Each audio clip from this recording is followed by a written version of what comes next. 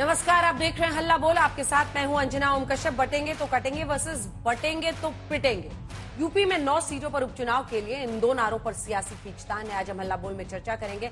आपको याद होगा, अगस्त में सीएम योगी ने नारा दिया था कि बटेंगे तो कटेंगे। ये नारा ध्रुवीकरण की कोशिश है। विपक्ष के जाति वाले दाव का कास्ट सेंसस की काट कही जा सकती है। योगी के नारे को लेकर विपक्ष में हड़कंप मचा और फिर समाजवादी पार्टी की ओर से नारा दिया गया कि ना कोई बटेगा ना कोई कटेगा। यहां तक तो ठीक था, लेकिन बात इससे भी आगे बढ़ गई। अखिलेश के चाचा शिवपाल ने कह दिया है कि जो बटेंगे वो पिटेंगे। ऐसे में सवाल ये कि आखिर 9 सीटों पर उपचुनाव दोनों खेमों के लिए इज्जत की लड़ाई क्यों बन गई है। हम इससे जुड़े तमाम सवालों पर चर्चा करेंगे, लेकिन पहले ये रिपोर्ट।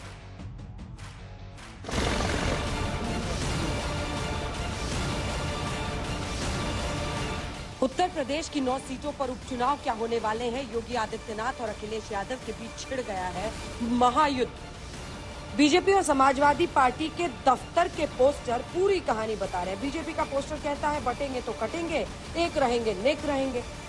समाजवादी पार्टी दफ्तर के बाहर पोस्टर लग गया है, ना बटेंगे ना कटेंगे। शिवपाल यादव ने कहा है कि जो बांटेंगे वो पिटेंगे और बीजेपी कह रही है कि चुनावी नतीजे बताएंगे कौन पिटेगा। राष्ट्र से बढ़कर के कुछ नहीं हो सकता, कुछ नहीं हो सकता।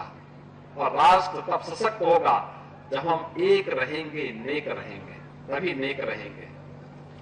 बटेंगे तो कटेंगे, सुरक्षित रहेंगे और समृद्धि की पराकाष्ठा को पहुंचेंगे। न तो देखो दीदी है, न तो बचेगा न कटेगा, और जो ऐसी बातें करेगा बाद में पिटेंगे। बीजेपी सिर्फ इस नारे के भरोसे चुनाव नहीं छोड़ रही, बल्कि इन उपचुनावों को अपनी साख की लड़ाई बना पूरी ताकत झोंक रही है। रणनीति सुनिए। बीजेपी 9 क्लस्टर में 2 से 3 मंत्रियों के साथ 1 या 2 बीजेपी पदाधिकारियों की टीम लगाएगी। सरकार के प्रभारी मंत्रियों को भी अलग अलग जिम्मेदारी दी गई है। एक एक बूथ के जातीय गणित की जिम्मेदारी मंडल अध्यक्ष और जिला अध्यक्ष को दी गई है। यूपी बीजेपी के अलग अलग मोर्चों के पदाधिकारियों को जातीय समीकरण के आधार पर चुनावी विधानसभा क्षेत्र में तैनात किया गया है। मतदान के लिए प्रेरित करने वाले जातियों के क्षेत्रीय नेताओं को भी लगाया गया है। क्षेत्रीय अध्यक्ष भी अपने अपने क्षेत्र में पड़ने वाली विधानसभा सीट पर तैनात होंगे। इसके अलावा सीएम योगी की हर विधानसभा क्षेत्र में एक रैली होगी। मुस्लिम बहुल इलाकों में बीजेपी के मुस्लिम नेताओं को लगाया जाएगा। चुनाव प्रचार से लेकर बूथ प्रबंधन तक निचले स्तर के कार्यकर्ताओं को भी शामिल करना लक्ष्य है। इसके अलावा बीजेपी पार्टी मुख्यालय पर मॉनिटरिंग सेल भी बनाई गई है। पार्टी के सभी सांसद विधायक को भी दिवाली बाद उपचुनाव वाले विधानसभा क्षेत्रों में ही रहने के लिए कहा गया है। इसके अलावा सूत्रों के अनुसार बीजेपी के पक्ष में यूपी उपचुनाव में जनमत तैयार करने के लिए संघ की तरफ से बड़े पैमाने पर संपर्क कार्यक्रम शुरू किए गए हैं। संघ ने उपचुनाव वाली विधानसभा सीटों के लिए टोलियां तैयार की है। टोलियों ने लोगों तक संदेश पहुंचाना शुरू भी कर दिया है। प्रत्येक टोली 5 से 10 लोगों के छोटे ग्रुप के साथ बैठकें कर रही है। सूत्रों के अनुसार संघ की टोलियां इन बैठकों में राष्ट्रहित, हिंदुत्व, सुशासन, विकास, लोक कल्याण, स्थानीय मुद्दों पर गहन चर्चा के माध्यम से लोगों की राय को आकार दे रही है। वहीं मोहित पांडे की हिरासत में मौत पर अखिलेश यादव योगी सरकार को जमकर घेर रहे हैं। थाने अत्याचार गृह बन गए हैं। थानों में जहाँ जनता अपनी शिकायत, अपनी परेशानी लेकर के आती है, पुलिस सुन नहीं रही है। अत्याचार गृह और अत्याचार उन्हीं पे करते हैं जो अपनी शिकायत लेकर के आते हैं। ये कोई नई चीज़ नहीं हुई है उत्तर प्रदेश सरकार में। ये समाजवादी पार्टी ने पहले दिन से कहा है कि कस्टोडियल डेथ में सबसे ऊपर उत्तर प्रदेश जा रहा है। घटना को सरकार ने गंभीरता के साथ लिया है। उच्च स्तरीय जांच के आदेश दिए गए हैं। जो भी दोषी है उनके खिलाफ कड़ी कार्रवाई होगी। पूरी सरकार पीड़ित परिवार के साथ खड़ी है और इंस्पेक्टर को निलंबित किया गया है। हत्या का मुकदमा दर्ज किया गया है। हर स्थिति में न्याय मिलेगा। अखिलेश लगातार बहराइच से लेकर लखनऊ में हिरासत में मौत के मामले को उछाल रहे हैं और चुनावी रणनीति में ही कांग्रेस पार्टी को इस बार मना लिया कि बात जीत की है, हमें ही सभी 9 सीटों पर लड़ने दो। आज तक क्यों? हम इस 1 घंटे के बुलेटिन में आज आपको बताएंगे कि 9 सीटों की ये लड़ाई क्यों बन गई है नाक की लड़ाई। आखिर क्या वजह है? आखिर क्यों योगी आदित्यनाथ, उनकी पार्टी इतनी ताकत झोंक रही है? क्योंकि इससे सरकार का तो कुछ होना नहीं है। वहीं दूसरी तरफ अखिलेश यादव क्यों चाह रहे हैं कि इन 9 सीटों पर अच्छी खासी सीटों की बढ़त लेकर जीत हासिल करके वो सरकार को घेर सके। इन सब पर हम चर्चा करेंगे, नंबर्स और फैक्ट्स के साथ आपको बताएंगे। लेकिन हमारे साथ जुड़ रहे हैं सुधांशु त्रिवेदी जी, राष्ट्रीय प्रवक्ता, सांसद बीजेपी के। हमारे साथ जुड़ रहे हैं अनुराग भदौरिया, समाजवादी पार्टी के, कुछ ही देर में हमारे साथ जुड़ जाएंगे। एमएच खान साहब जुड़ गए हमारे साथ, राजनीतिक विश्लेषक के तौर पर। हमारे साथ संजय निषाद जी जुड़ गए। तो निषाद जी से एक दो सवाल जल्दी से कर लेते हैं। निषाद जी, यहाँ बटेंगे तो कटेंगे, बटेंगे तो पिटेंगे, एक से एक पोस्टर निकल रहा है और आपने मंत्री जी एक अलग ही नारा दे दिया है। जरा दिखाइए भाई दर्शकों को इनका नारा। सरकार में योगी जी के साथी हैं, 27 का नारा निषाद है सहारा। क्या कह रहे हैं आप? और बटेंगे तो कटेंगे वाले नारे पर आपका विश्वास है कि नहीं है? देखिए, बटेंगे तो कटेंगे आज के दिन में देखा गया उत्तर प्रदेश में जब तक सरकारें विपक्ष की थी तो किस तरीके से हिंदू मुसलमान कटता था। और हम तो गोरखपुर के, वहाँ योगी आदित्यनाथ हमारे अभिभावक हैं, वहाँ कैसे कर्फ्यू लगता था। आज कम से कम जब सट गए तो कम से कम सभी लोग देखे किस तरीके से धारा 370 खत्म हो गई। एक चिड़िया भी नहीं मारी गई आज के दिन में है, आज कश्मीर में, और चुनाव हो गया। हम इससे कहते हैं कि बटेंगे तो अधिकारों से छटेंगे।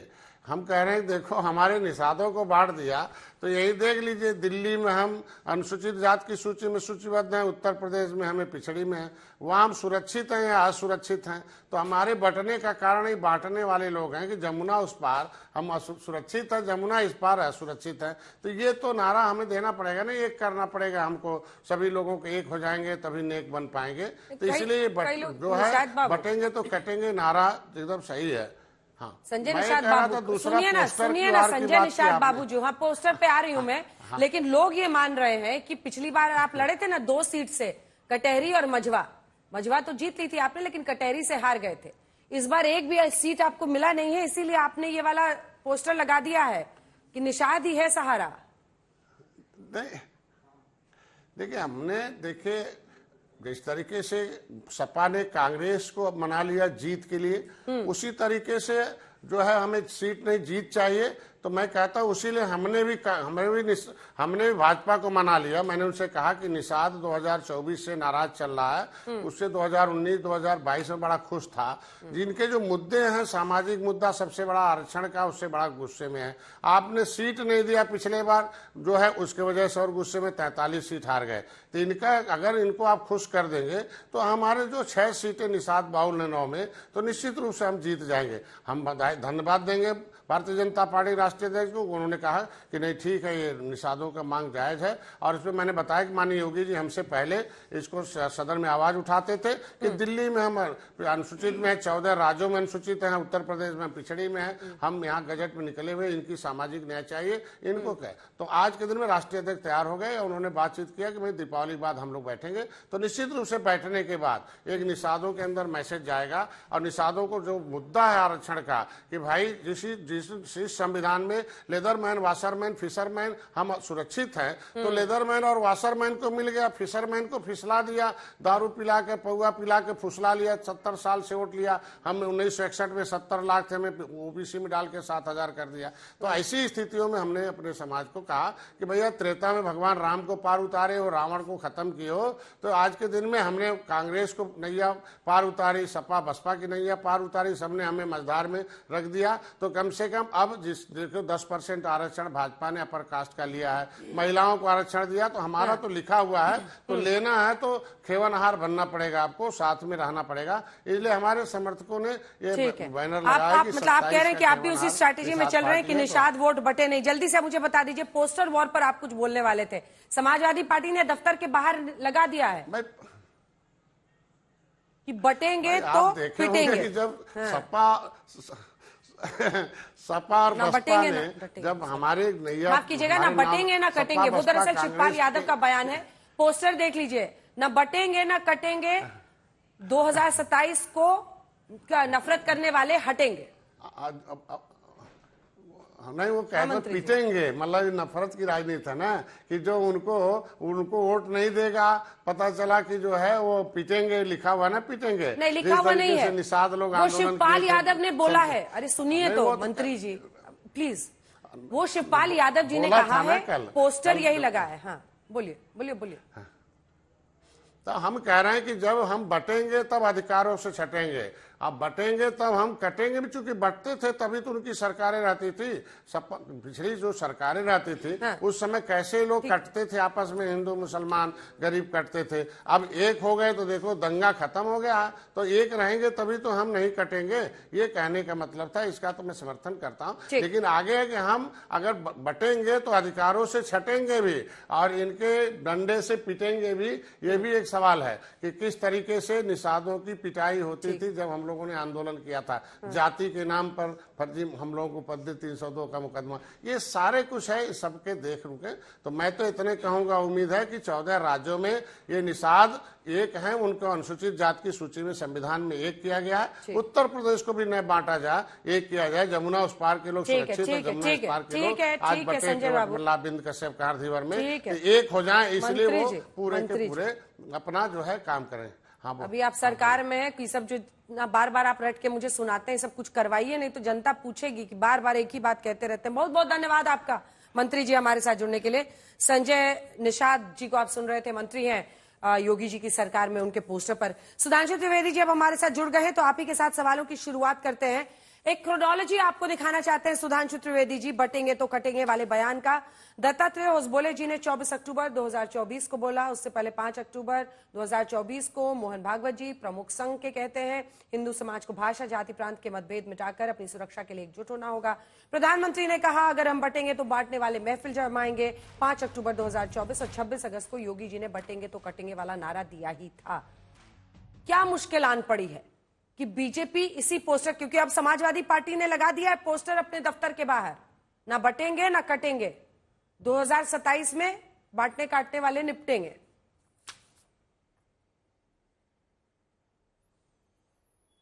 देखिए, मैं दोनों बातों का जवाब देता हूं। जो आपने कहा क्या मुश्किल आन पड़ी है, ये कोई आज की बात थोड़ी है, ना इसका राजनीति से मतलब है। संघ की ये सोच आज से नहीं 100 साल पहले से है। और हम लोग तो बचपन में ये बात कहते थे, ये गीत गाते थे कि आजादी के बाद की हो गए हैं स्वप्न सब साकार, कैसे मान ले हम, टल गया सर से व्यथा का भार, कैसे मान ले हम। तब आगे हम लोग कहते थे राष्ट्र को है लोग भूले, स्वार्थ है युग मंत्र सारा, वर्ग जाति विभेद की यह बह रही है कलुष धारा। इस अमा के तिमिर को, यानी रात्रि के अंधकार को, इस अमा के तिमिर को अब अरुणिमा क्या मान ले हम, हो गए हैं स्वप्न सब साकार, कैसे मान ले हम। ये तो बचपन की बात बता रहा हूं, तब तो ये सब कोई राजनीति नहीं थी, सपा जैसी पार्टियों का कोई अस्तित्व ही नहीं आया था। इसलिए ये एक सकारात्मक सोच है जो दत्ता होसबोले जी ने बोला कि हिंदुओं की एकता राष्ट्र के विकास और राष्ट्र के सांस्कृतिक और सामाजिक सौहार्द के लिए आवश्यक है। अब मैं बताता हूं इसका राजनीतिक उत्तर, जो अखिलेश जी कह रहे हैं न बटेंगे न कटेंगे। अंजना जी, मैं एक बात आपके करोड़ों दर्शकों से कहना चाहता हूं। ये जब इंडी गठबंधन बना था तो उसने कहा था विपक्ष के वोटों में बिखराव ना हो, विपक्ष का वोट बटे नहीं, इसलिए हमें सब एक होना चाहिए। अब मैं दर्शकों से पूछना चाहता हूं, समाजवादी पार्टी उत्तर प्रदेश और डीएमके तमिलनाडु में कौन सा वोट कॉमन है जो बटने का डर था?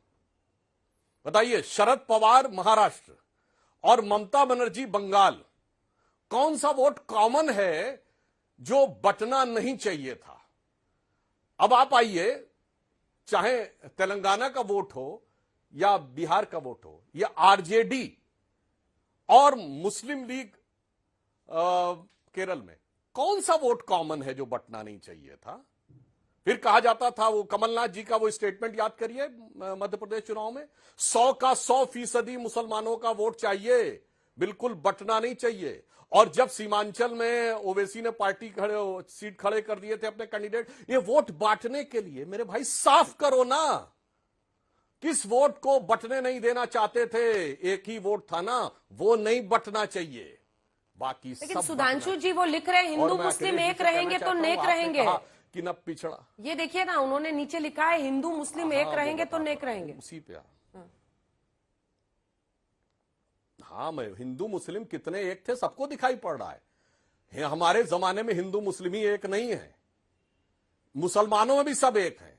बैठे भदौरिया जी, पूछिए 80 के दशक में शिया सुन्नी के दंगे होते थे और शियाओं का मदे साहबा का जुलूस निकलना बंद हो गया था। कल्याण सिंह जी की सरकार में 99-2000 के आसपास शुरू हुआ था। और अभी कश्मीर में लंबे समय के बाद मुहर्रम का शियाओं का जुलूस शांतिपूर्वक निकला है, वो भी हम ही करवाते थे क्या? हकीकत क्या है कि इनकी है विभाजनकारी राजनीति। कितने एक थे, सबसे ज्यादा दंगे इनके दौरे हुकूमत में हुए, आर्मी बुलानी पड़ी इनके दौरे हुकूमत में। और मैं एक बात और भी कह दूं, देखिए जो ये कहने का प्रयास करते हैं पीडीए नहीं बटेगा, पहली बात तो पीडीए का मेरा फुल फॉर्म यह है कि परिवारवादी, दबंग और अपराधी, ये तीन स्तंभ हैं समाजवादी पार्टी के। मगर फिर भी मैं कहना चाहता हूं, बटने की क्या बात करते हो मेरे भाई? अखिलेश जी, आपके पिताजी मुलायम सिंह जी ये दावा करते थे कि वो सबके नेता। कहां रह गए सबके नेता? दलित तो अलग हो गए थे, मायावती अलग हो गई थी, फिर पिछड़े अलग हो गए थे। वो अपने यादवों के नेता होने का दावा करते थे और वो दावा भी उत्तर प्रदेश तक सीमित था। तो लालू प्रसाद यादव जी दावा करते थे तो वो दावा सिर्फ बिहार तक सीमित था, और जब सत्ता देने की बात आई सिर्फ परिवार को देते थे। हाँ, अनुराग जी, क्या योगी आदित्यनाथ ने इस बार एजेंडा सेट किया है और आप लोग उस एजेंडे पर ही आधारित अपने अपने नारे गड़गड़ कर लगा रहे हैं? ना बटेंगे ना कटेंगे, ये सब कहना मतलब उस नारे को ही आप लोग एक तरह से आगे ले जा रहे हैं, उस एजेंडे को आगे ले जा रहे हैं? नहीं, देखिए आपने एक चीज देखी, सुधांशु जी ने 10 मिनट बोला और क्या बोलते हैं, इनके पैड वर्ड हैं, परिवारवाद की बात करेंगे, मुस्लिम भाइयों की बात करेंगे और हिंदुस्तान को बांटने की बात करेंगे आपस में धर्म के नाम पे। चौथा कोई बात इन्होंने की हिंदुस्तान के बारे में, और हर डिबेट में यही करेंगे, परिवारवाद लेके आएंगे और अपना भूल जाएंगे, हम उस पर जाना भी नहीं चाहते। देखिए आप पूछ रहे थे कॉमन वोट क्या है, आपको पता है कॉमन वोट क्या है? हिंदुस्तानी कॉमन वोट है जो हमें इंडिया गठबंधन को देता है, समाजवादी को देता है। ये कॉमन वोट है, इंसानियत कॉमन वोट है जो आप नहीं समझ पाओगे। अब हिंदुस्तानी का मतलब तो समझते नहीं हो। आप कहां से, जो आदमी कह रहा है कटेंगे बटेंगे, वो आप बीजेपी वाले हो, हिंदुस्तानी का मतलब कहां समझेंगे? इसलिए हमने बोला ना कटेंगे ना बटेंगे। आने वाले दिनों में भारतीय जनता पार्टी को सत्ता से हटाएंगे, राष्ट्र बचाएंगे, ये हमारा नारा। और पीडीए का हमने दिया, पीडीए हमने बोला पिछड़ा, दलित, अल्पसंख्यक, आदि आबादी, पिछड़े अगड़े। क्यों बोला हमने? क्योंकि हम जानते हैं समाज में जो लोग पीछे छूट गए उनको आगे लाना है। मैंने सामाजिक न्याय की बात करनी है, समाज में सबको समान अधिकार की बात करनी है। यह फर्क हमारे आपके बीच में। हम पीडीए की बात करते हैं क्योंकि हमें समाज को आगे ले जाना है। जो समाज में जो लोग आगे हैं, जो पीछे छूट गए, उनको भी आगे लाना है, तो राष्ट्र को ऊपर उठाना है। राष्ट्र कब आगे बढ़ेगा? जब सभी लोग मिलकर आगे बढ़ेंगे तो राष्ट्र आगे बढ़ेगा। तो हम सब लोगों की बात कर रहे हैं, आप राष्ट्र को पीछे ले जाने की बात कर रहे हो क्योंकि आप चाहते हो कि जो लोग, कुछ लोगों के आपस में लड़ा दो और उनका डिवाइड एंड रूल कर दो। आप बताइए, आपने बात की, जब आपसे बात हो रही थी तो आप बोलते मोहित पांडे की बात करते ना। मोहित पांडे को आपने पकड़ा, पुलिस कस्टडी में उसकी मौत हुई, कैसे हुई? वो पानी के लिए मांगता रहा, पानी, कि मुझे पानी पिला दो। वो थाने के लॉकअप में बंद पानी मांगता रहा, आपके पुलिस वाले ने पानी तक नहीं दी, उसका जान निकल गई। सोचिए आप, ये राजनीति करना चाहते हैं आप? ये अमन गौतम, अभी 16 दिन पहले अमन गौतम की मौत होगी पुलिस कस्टडी में, किस बात पे हो गई? आप अमन गौतम को लेके आते हो, उसकी मौत हो जाती है। आप मोहित पांडे को लेके आते हो, उसकी मौत हो जाती है। इसके मतलब आप लोगों का ख्याल नहीं कर रहे हो, इंसानियत नहीं दिखा रहे हो। सत्ता पानी है किसी कीमत पे, सत्ता मिल जाए, जो मरता है मरने दो, जो कटता है कटने दो, डायलॉगबाजी चलने दो, हमें क्या करना है, विकास की बात। अनुराग जी, एक काउंटर क्वेश्चन आपसे भी, उसके बाद से खान साहब और आशुतोष जी भी हमारे साथ जुड़ गए, उनके पास चलेंगे। एक बार 5वें नंबर का ग्राफिक्स दिखाइए। आपने कहा कि हमारा सिर्फ एक ही अर्थ है, हिंदुस्तानी। जब हम हिंदू मुसलमान कहते हैं हिंदुस्तानी, तो फिर ये जो पिछड़ा, दलित और अल्पसंख्यक है, और ए से आपने कह दिया अगड़े भी। सर, आपने एक अगड़े को टिकट नहीं दिया है। जब ये पीडीए दोनों ही पार्टियों की तरफ हम लगाते हैं तो पिछड़े में 5 को, अगर सुनिए, अब सुनिए, 5 को अगर बीजेपी ने दिया है, मतलब जिसको एनडीए भी कहा जा सकता है, तो यादव, कुर्मी, पाल, निषाद, मौर्य, इन्होंने 3 जो इसमें भी पिछड़ों में भी जो डिप्राइव्ड सेक्शन है, पाल, निषाद, मौर्य, उनको दिया है। दलितों में आइए तो इन्होंने 1 को दिया है, वाल्मीकि को। आपने जो डोमिनेंट ग्रुप है वहां पर जाटव, उनको 2 टिकट दिया है। पिछड़े में 3 दिया है, 1 यादव, कुर्मी और बिंद को। अल्पसंख्यक आपने 4 जरूर दिए हैं ए से, और इन्होंने अगड़ा 3 दिया है जो कि ब्राह्मण और राजपूत है। अगड़ा कैसे हो सकता है? आपने एक भी अगड़े को टिकट नहीं दिया। अगर वो आपका फॉर्मूला रहता, आप अपने कन्वीनियंस से ए से अगड़ा, अल्पसंख्यक, 3-4 जो आता है सब लपेट लेते हैं। अनुराग जी, अच्छा ये बताइए भारतीय जनता पार्टी ने आधी आबादी को कितना दिया? हमने 4 सीटें दी हैं महिलाओं को। कितनी दी इन्होंने? जरा पूछ लीजिए, डंके की चोट पे पूछिए, क्या दिया इन्होंने? नहीं दी ना इन्होंने। हमने 4 दी है महिलाओं को। बताइए सवाल उठता है कि हम महिलाओं का सम्मान करने वाली कौन पार्टी है? समाजवादी पार्टी। समाजवादी पार्टी ने दी ना महिलाओं को सीट, इन्होंने दिए क्या? पूछिए आप। एक सुचिस्मिता मौर्य है सिर्फ मझवा की सीट से, और आपने किसी महिला को नहीं दी है। इनकी तरफ से देख लेते हैं। शोभावती वर्मा एक है, उसके बाद ज्योति बिंद है, देखिए हाँ 2 इधर से हैं। मिथिलेश पाल भी महिला है क्या? मीरापुर की सीट से जो है। जी जी जी, 2 महिलाएं इधर भी हैं। बिल्कुल बिल्कुल 4 दी हम लोगों ने। देखिए नहीं, आपने उस पे नहीं बोला, लेकिन अल्पसंख्यक वाले पे। ए से तो अल्पसंख्यक है ना, 4 आउट ऑफ 9। अगड़ा कहाँ है, दिखाइए। हाँ, तो मैं वही तो कह रहा हूं, अभी तो 9 सीट पे ही चुनाव हो रहा है ना। 9 सीट पर ही तो आप उनसे पूछ रहे थे। अभी तो आने वाले जब चुनाव होंगे तब टिकट होंगी ना। चलिए ठीक है सुधांशु जी, छोटा सा जवाब। ये पूछ रहा हूँ कि उनके पास तो कोई समीकरण नहीं है नफरत के अलावा। ठीक है सर, पॉइंट नोट जल्दी से सुधांशु। देखिए, जब पोल खुलती है तो आदमी कैसे फंस जाता है, इसका उदाहरण भदौरिया जी की बात से लगा।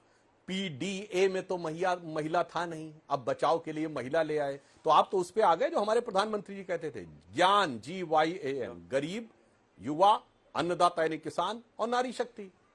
तो बोलिए ना, ज्ञान सही कि पीडीए सही, या केवल ज्ञान देने के लिए पीडीए है और बाकी जो है अपना दूसरी बात का बचाव करने के लिए है? तो आपने मान लिया, मैं बधाई देता हूं आपको कि आपने मान लिया कि जो हम कहते थे युवा, नारी, गरीब और अन्नदाता, वो विचार है, और आखिर में आपको अपने बचाव में ये आना पड़ा। और मैं पुनः यह बात कहना चाहता हूं, जो देश को पी फॉर पप्पू मत समझिए कि तमिलनाडु से डीएमके और समाजवादी पार्टी उत्तर प्रदेश में हिंदुस्तानी कॉमन है, ऐसा बचकाना तर्क देकर आप अपनी शातिराना चाल से बच नहीं सकते। पूरे दर्शक, करोड़ों दर्शक देख के समझ रहे हैं वो कौन सा वोट है जिसके लिए सब तड़पे पड़े हैं। क्या डीएमके और क्या शिवसेना तक तड़पी पड़ी उसी वोट के लिए? तड़पे पड़े हैं मुस्लिम वोट के लिए, सीधा उनका आरोप है। अनुराग जी 2 लाइन में जवाब। 5 सेकंड।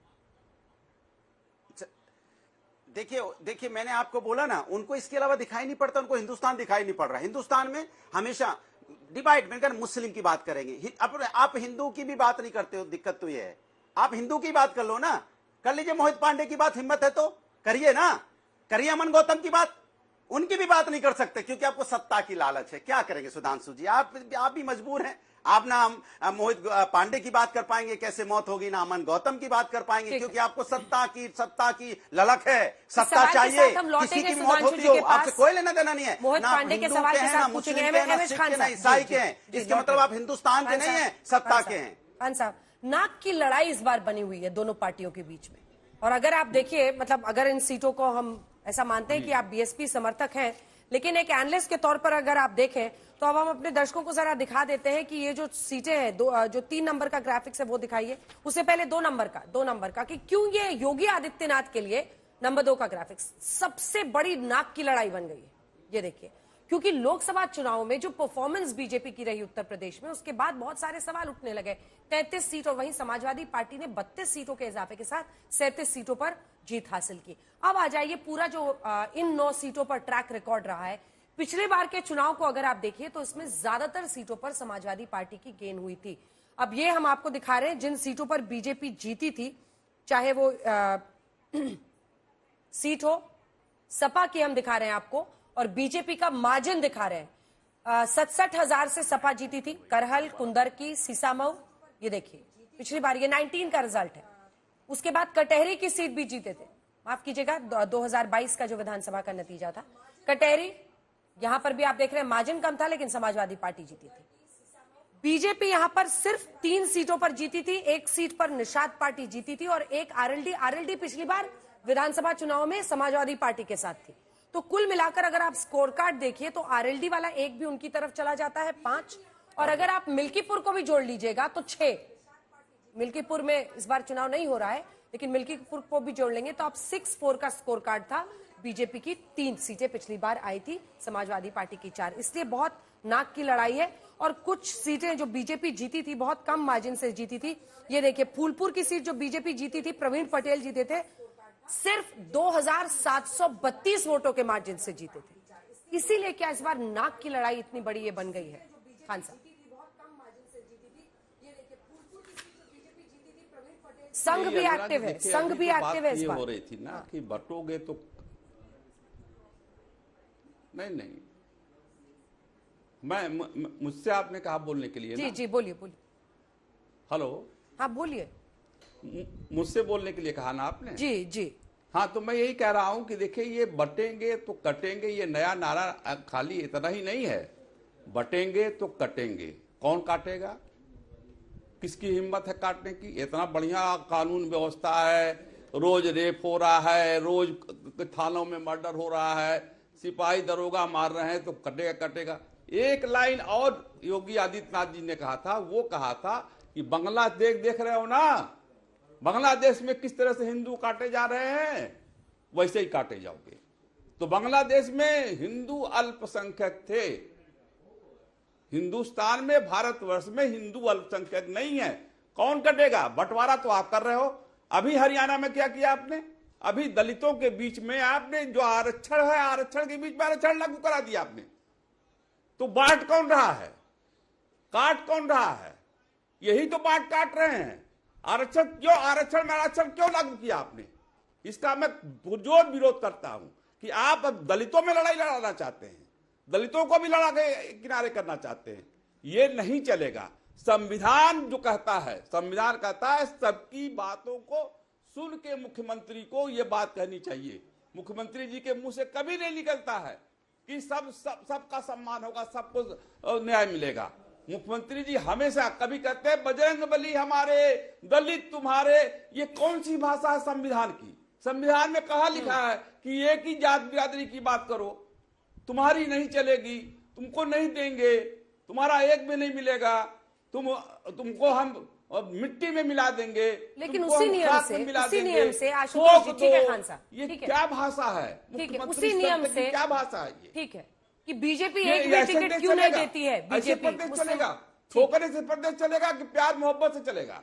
ठीक है खान साहब। आशुतोष जी, उसी नियम से कि एक भी टिकट बीजेपी मुस्लिम को क्यों नहीं देती है? 18% आबादी वाले मुस्लिम समुदाय को अगर 45% टिकट समाजवादी पार्टी 9 सीटों के उपचुनाव में देती है, तो इसका क्या अर्थ है? वो पार्टियां जो कह रही है जितनी जिसकी हिस्सेदारी उसकी उतनी दावेदारी, मतलब जो जितना परसेंटेज है उसके हिसाब से उसका हक मिलना चाहिए, तो इस हिसाब से फिर 18% वाले को 45% कैसे मिल सकता है टिकट? ये सवाल तो आप सुधांशु जी से पूछिए और अनुराग भदौरिया जी से पूछिए, इसका जवाब तो वो देंगे, क्योंकि टिकट का बंटवारा तो वो कर रहे हैं। नहीं, आप टिकट के बंटवारे पर टिप्पणी तो कर ही सकते हाँ, हैं कि नहीं? टिकट के बंटवारे पर टिप्पणी मैं इसलिए कर सकता हूँ, करना भी चाहिए, क्योंकि चाहे सुधांशु जी हो चाहे वो अनुराग जी हो, सबको दिया है। इन दोनों लोगों को मेरी गुजारिश है आज तक के माध्यम से कि गंगा में खड़ा करके गीता हाथ में रख दीजिए और कहिए कि हर कॉन्स्टिट्यूएंसी में टिकट का बंटवारा करो और उसमें जाति का कोई कंसिडरेशन नहीं होगा। यकीन मान लीजिए सारी पॉलिटिकल पार्टी चुनाव हार जाएंगी, क्योंकि बिना जाति के कंसिडरेशन के हिंदुस्तान की मामूली से मामूली कॉन्स्टिट्यूएंसी में भी टिकट का बंटवारा नहीं होता। इसलिए सारी राजनीतिक पार्टियां सिरे से झूठ बोलती हैं और झूठ के अलावा कुछ नहीं बोलती। और दूसरी बात, जो भी आपने कहा ना बटेंगे तो कटेंगे, ये जो सिद्धांत है, अगर ये राजनीतिक पार्टियां बाबा साहब अंबेडकर को अपना आराध्य पुरुष मानती हैं तो ठीक है। और मैं जानता हूं कि भारतीय जनता पार्टी भी बाबा साहब अंबेडकर के नाम पे कसम खाती है और अनुराग भदौरिया भी की पार्टी भी बाबा साहब अंबेडकर के नाम की कसम खाती है। तो मेरे हाथ में किताब है एनाइलेशन ऑफ कास्ट, इसका आखिरी लाइन बाबा साहब अंबेडकर ने क्या लिखी है? उन्होंने लिखा है, it is only when Hindu society becomes a casteless society that it can hope to have strength enough to defend itself. Baba Saheb Ambedkar कहते हैं कि हिंदू समाज जब तक जाति विहीन नहीं होगा तब तक अपनी रक्षा नहीं कर सकता है। तो मैं तो होसबोले साहब से गुजारिश करता हूं कि वो यज्ञ करें गंगा इलाहाबाद के संगम पे और वहां से एक आह्वान करें कि आज से हिंदू समाज जाति प्रथा का खंडन करता है, जाति व्यवस्था के खिलाफ खड़ा हुआ है और उसके सारे स्वयंसेवक सबसे पहले अपने जाति सूचक सरनेम को हटा देंगे। ठीक है, अगर वाकई बाबा साहब तो जी। आशुतोष जी, आपने कहा कास्टलेस सोसाइटी लक्ष्य होना चाहिए और आपने नहीं, मैंने नहीं कहा, अम्बेडकर जी को कोट किया। अम्बेडकर ने कहा बाबा साहब अम्बेडकर। तो आप ललकार रहे हैं ना कि इधर से हो, लेकिन उस कास्टलेस सोसाइटी का रास्ता कास्ट सेंसस है क्या? उसका एक रास्ता जरूर उधर से जाता है। अगर आप कास्टलेस सोसाइटी बना देंगे तो आपको कास्ट सेंसस की भी जरूरत नहीं पड़ेगी, ये भी मैं बता दूं आपको। क्योंकि कास्टलेस सोसाइटी नहीं है और पिछले 2000 साल से लगातार एक खास तबके का शासन रहा है, पिछड़े और दलित अपने आप को उसमें हाशिए पर पाते हैं, इसलिए यह डिमांड है कि सत्ता के शीर्ष पर सिर्फ एक समाज के लोग नहीं बल्कि सारे समाज के लोगों की बराबर की भागीदारी होनी चाहिए। ये पूरी की पूरी लड़ाई इसका जवाब दे दें, उसके बाद अनुराग जी अपनी भागीदारी, अपने हित की लड़ाई है। ठीक है, सुधांशु जी इसका एक जवाब दे दीजिए, फिर आ रही हूं अनुराग। बता रहा हूं, आशुतोष जी जैसे अद्भुत ज्ञान से संपन्न जो विश्लेषक आते हैं, क्या गजब का तर्क देते हैं। 2000 साल से एक विशेष वर्ग का शासन रहा है मेरे भाई। ग्रीक, हूण, शक, यवन से लेके मुगलों अंग्रेजों का शासन तो रहा नहीं है। मैं करोड़ों दर्शकों से कहता हूं, देखो मेरे भाई, सुनो, कान खोल के सुनो, ये लोग क्या समझाते हैं। एक तरफ कहते हैं हम गुलाम रहे, फिर कहते हैं तुम गुलाम तो रहे, जब हम गुलाम रहे तो फिर हम डिसाइड नहीं कर सकते थे क्या हो रहा है। ना ना ना ना, डिसाइड तुम ही कर रहे थे, तो फिर हम गुलाम नहीं थे। नहीं, गुलाम तो तुम थे, क्योंकि गुलाम इसलिए बताना है कि तुम डिफीटेस्ट माइंडसेट में आओ, पराजित मानसिकता में, और फिर यह बताना है कि गलती भी तुम्हारी थी। तो ये बता रहे हैं महोदय बैठ के कि हम दुनिया के इकलौते ऐसे गुलाम थे जो खुद मुख्तार गुलाम थे। यानी ना इस समय इन 2000 सालों में ना औरंगजेब शासन कर रहा था, ना गोरी शासन कर रहे थे, ना गजनी शासन कर रहे थे, ना खिलजी शासन कर रहे थे, ना वेबल शासन कर रहे थे। क्या गजब के तर्क देते हैं। ये होती है अंग्रेजों की मानसिकता, आज तक दिमाग में है। और मैं बताना चाहता हूं, इनकी एक बात का मैं समर्थन करना चाहता हूं, इन्होंने बिल्कुल सही कहा। वाकई एनिहिलेशन ऑफ कास्ट क्या संभव है बाबा साहब अंबेडकर का, जब जातियों के नाम पे पार्टियां बनेंगी। जो कहेगी मैं एक जाति की पार्टी, और एक बात का आशुतोष जी का मैं समर्थन करता हूं, सबने बेवकूफ बनाया है। जातियों के नाम पे बनी हुई जो पार्टियां सत्ता में रही हैं, बोलिए मुख्यमंत्री अपने परिवार के अलावा किसी को बनाया हो तो बताइए।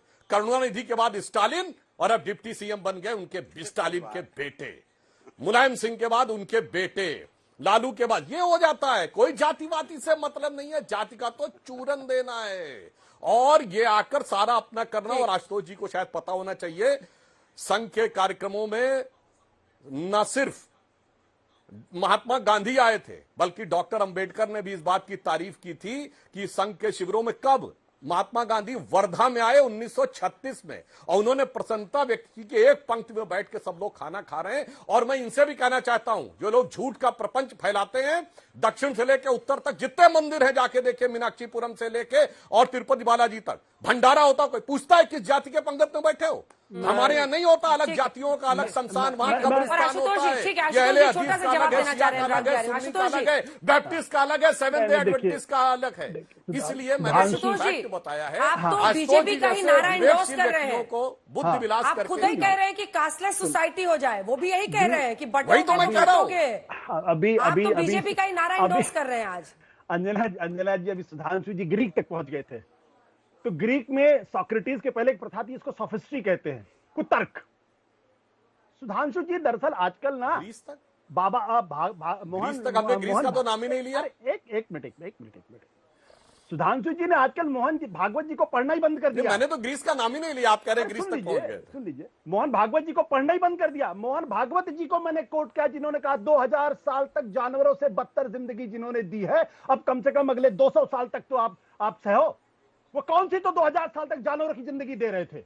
पूछिए ना एक बार सुधांशु जी से। सवाल पूछता हूं मैं सुधांशु जी, या तो आप मोहन भागवत को नहीं पढ़ते हैं, या फिर आप इस सवाल से अलग हट जाते हैं, क्योंकि आप भी उसी समाज से आते हैं जिन्होंने 2000 साल तक लोगों को गुलाम की जिंदगी दी, जानवरों से बदतर जिंदगी थी। और ये मैं नहीं कह रहा हूं, ये मोहन भागवत कह रहे हैं। जवाब दीजिए इसका। सुधांशु जी एक जवाब दे दीजिए, लेकिन मुझे लगता है आशुतोष जी, फिर मैं कह रहा हूं, बोलिए। एक लाइन में जवाब जरूर देना चाहूंगा। आशुतोष जी जैसे राजनीतिक विश्लेषक आधे अधूरे ज्ञान पे कैसे भ्रम कहलाते हैं।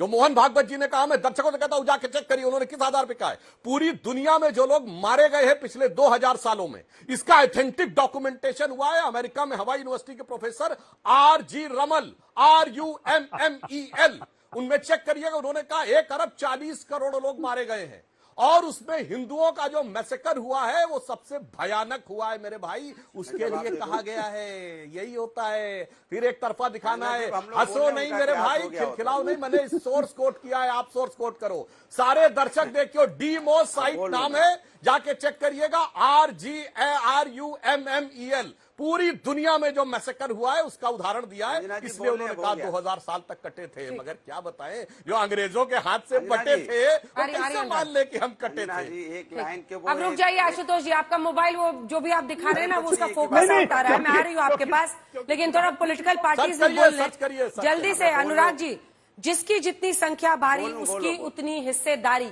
ये दावा करने वाली पार्टी अगर 18% वाले मुस्लिम समुदाय को 45% टिकट देती है तो इसका कुछ तो जस्टिफिकेशन होना चाहिए। मैंने अंजना जी आपको, सुधांशु जी को चैलेंज किया कि हमने 4 महिलाओं को टिकट दी है। खैर से हमने डॉक्टर चारू कैन को दिए, मीरापुर से हमने सुब्बुल राणा जी को दिए, मजवा से हमने डॉक्टर ज्योति बिंद को दिए और कटहरी से शोभती वर्मा जी को दिए। आप महिलाओं का सम्मान कर नहीं पाते तो टिकट देंगे कहां से? हमने 4 दिए, 9 में से 4। आधी आबादी का सम्मान हम कर रहे हैं महिलाओं का। और आप हमेशा कहते करोड़ों दर्शक से पूछिए करोड़ों दर्शक से ऑडियो डिप करके सुनिए, मुझे कंफर्म जवाब दे दूं, मैं अपनी बात पूरी कह लूं। मैं अपनी बात पूरी कह लूं। पेपर कुछ और रहता है, आंसर शीट कुछ और लिख देते हैं। बात पूरी हो जाए, वैलिड पॉइंट मुझे बताया जा रहा है पीसीआर से क्या आवाज उसका भी जवाब मिलेगा। बात तो होने नहीं, पर सवाल का तो जवाब दीजिए, मेरी पूरी बात तो होने दीजिए। कह रहे करोड़ों दर्शक से पूछिए, अरे दे रहा हूं। कह रहे करोड़, सुधांशु जी कह रहे करोड़ दर्शक से पूछिए। अरे करोड़ दर्शक से पूछेंगे तो यही कहेंगे सुधांशु जी परिवार की बात करते हैं, हिंदू मुस्लिम की बात करते हैं और झूठा इतिहास गिनाते रहते हैं, जिसका कोई मतलब नहीं है। ग्रीस का नाम आपने 2 बार लिया, 1 बार नहीं। लेकिन दिक्कत है, आप ग्रीस भाग जाएंगे, वहां इंतजार कर रहा है मोहित पांडे की फैमिली कि उनके बारे में भी आप कुछ जो शब्द बोलोगे, क्योंकि आपको हिंदुस्तान से कहां लेने देना है। क्योंकि हिंदुस्तान की समस्या की आपसे बात करोगे तो आप चलो जाएंगे ग्रीस भाग जाएंगे। समस्या सबसे बड़ी बात है, आपसे पूछा गया है कि आपने टिकट किसको कितनी दी। हम तो डंके की चोट पे बोलते हमने आधी आबादी को 4 टिकट दी। आप बताइए ना आपने कितनी टिकट दी है, उस पर आप बोलने को तैयार नहीं हो। सवाल ये नहीं है अंजना जी, आपने मुझसे पूछा कि आप बताइए कि आपने किसको कितनी टिकट दी। अभी 9 सीटों पे चुनाव हो रहा है। 9 सीटों पे चुनाव, भारतीय जनता पार्टी जिस तरह की राजनीति कर रही है समाज के अंदर में, बांटने की राजनीति आप भी जान रही है। क्योंकि हिंदुस्तान की बात नहीं करती, ये बांटने की बात करती है। तो बांटने वालों को अब जनता वोट के माध्यम से, मेरे सवाल का कोई जवाब नहीं अनुराग जी, मेरे सवाल का कोई जवाब नहीं है आपके पास। मेरे सवाल का कोई जवाब दे तो दिया, क्या है जवाब दे दिया और क्या जवाब चाहिए? 45% जवाब दिया तो आधी आबादी को हमने 4 टिकटें दी, आप कह रहे कोई जवाब नहीं है। वो तो अच्छी बात है, वो तो अगर आपने आधी आबादी को दी है, उन्होंने भी 2 दी है, वही सुनाएंगे। परिवारवाद में अगर देखिए तो पी से आप दोनों का परिवार है। बीजेपी ने 4 फिर आइए, क्यों आए आपके साथ? कौन सा हीरा जड़ा हुआ आपके चेहरे पे? और आपकी तरफ क्यों आए? हमारी तरफ आइए, उनकी तरफ आइए, सवाल पूछते हैं उसका जवाब दिया कीजिए। भदौरिया साहब इधर आइए, उधर आइए, ये सब छोड़ दीजिए। जवाब दे तो रहा हूं, जवाब दे रहा हूं। जवाब 2 बेडरूम वाला मामला ना दूर रखिए, महिलाओं का सम्मान समाजवादी पार्टी कर रही है, ये तो आप बोलेंगे ना। मेरे साथ ये सब नहीं चलता है, ये सब 2 बेडरूम वाला सिस्टम जो है ना बाहर रखिए, तो ये तो आप बोलेंगे ना कम से कम। जल्दी से सुधांशु जी, सिर्फ 2 लाइन का जवाब, सिर्फ 2 लाइन का जवाब सर।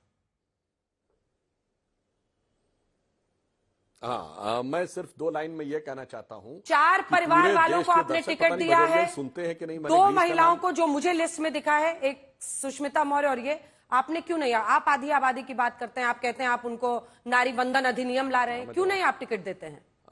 मैं बताता हूं, आधी आबादी की बात करें तो भारत के इतिहास में सबसे ज्यादा महिला मंत्री हैं तो मोदी जी के मंत्रिमंडल में 1/3 आरक्षण दिया है। तो हमने आर्मी में पहली बार अगर कमीशन पोस्ट के ऊपर महिलाएं आई हैं तो हमारे जमाने में पैरामिलिट्री फोर्सेज में किसी अल्पसंख्यक को टिकट क्यों नहीं? चलिए, ये बहस बहुत लंबी है और अभी तो होती रहेगी उपचुनाव तक, जवाब लेंगे, आप देखते रहिए।